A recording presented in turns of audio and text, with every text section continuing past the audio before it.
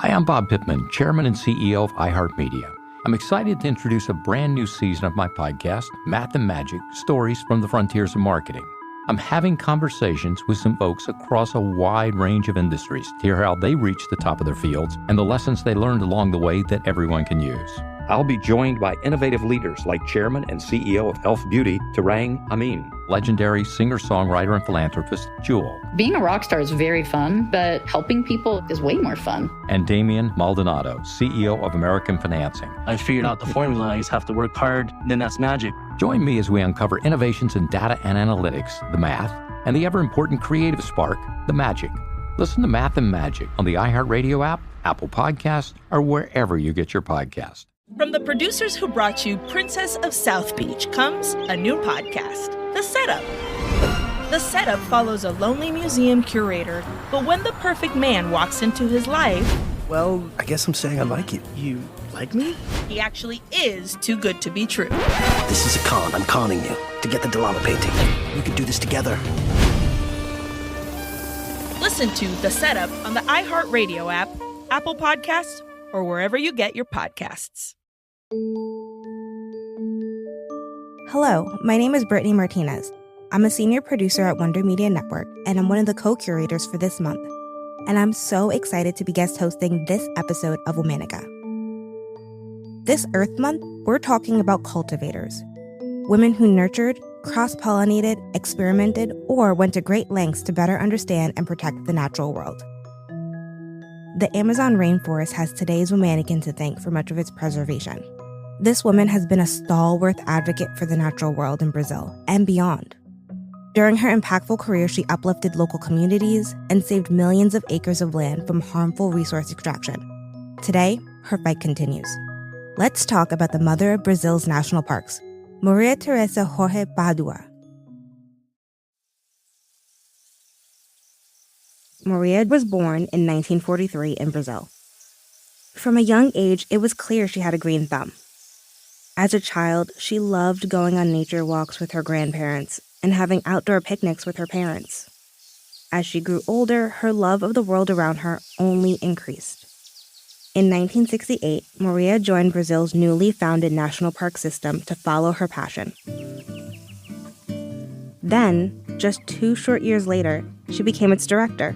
She was determined to succeed no matter what was thrown her way, even misogyny.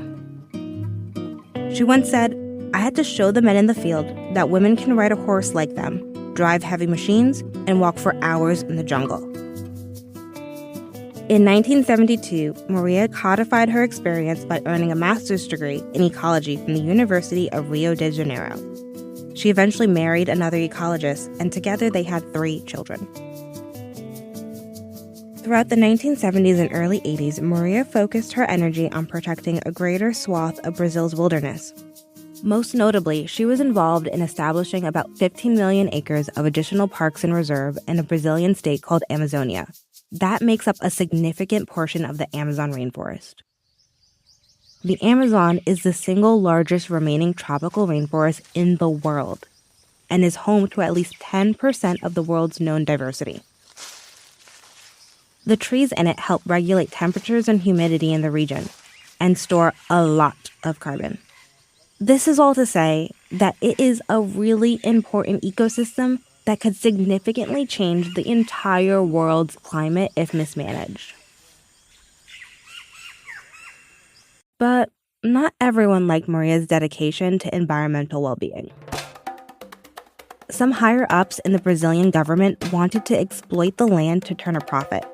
They saw the earth as a resource to be mined for their financial gain. Not here.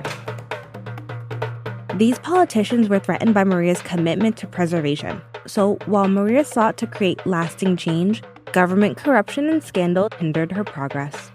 But even death threats couldn't derail her mission. She explained, "If you are honest, you receive threats. I never thought of quitting. I never was afraid." Maria's bold dedication to the natural world has been recognized by the greater public. In 1981, she won a prize from the World Wildlife Fund for her resilience in the face of resistance. Some experts even claim that Maria may be responsible for about half of all the protected areas in Brazil.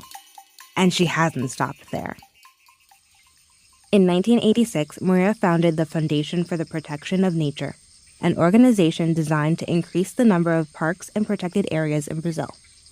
The group continues to this day. They create plans to gather environmental resources in ways that cause minimal harm for the natural world. The group is particularly interested in protecting an area of Brazil called the Cerrado. The Cerrado is known for being one of the planet's most biologically rich savannas. 5% of all the species found in the world coexist here. Its human residents are diverse too. Indigenous communities, small-scale farmers, fishermen settlements, and villages of folks descended from escaped enslaved people all make their home there. But the Cerrado is also one of the poorest areas of Brazil. So Maria's foundation works hard to supervise health, education, and nutrition programs. These days, Maria works full-time for her foundation, writing and speaking about conservation for audiences around the world. There is no doubt that her influence has been widespread. There's even a frog named after her, Brachiocephalus Maria Tereza.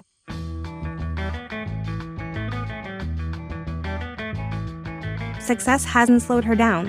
She continues to advocate for preservation and speak on behalf of the land. All month, we're talking about cultivators. For more information, find us on Facebook and Instagram at Womanica Podcast. Thanks to co-creators Jenny and Liz Kaplan for letting me guest host and for letting me be one of the co-curators for this month. Talk to you tomorrow. Hi, I'm Bob Pittman, Chairman and CEO of iHeartMedia.